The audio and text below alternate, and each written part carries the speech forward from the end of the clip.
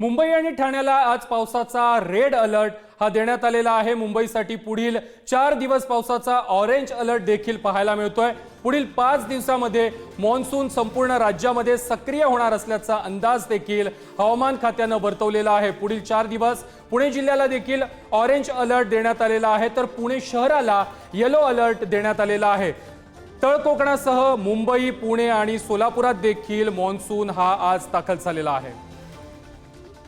आज तो मुंबईपर्यंत त्याचं आगमन झालेलं आहे। मुंबई, पुणे, सोलापूर आणि कर्नाटकाचा काही भाग आणि आंध्र प्रदेशचा काही भागाबरोबरच नॉर्थ ईस्टच्या काही प्रदेशांमध्ये मान्सून हा दाखल झालेला आहे आज। ओके, यावर्षी जर बघाल तर जनरली आपण बघतो की मान्सून हा मुंबईपर्यंत 8 जूनपर्यंत येतो आणि यावर्षी तो नक्कीच त्याच्या निर्धारित जी वेळ आहे त्याच्या आधी आलेला दिसून येतो।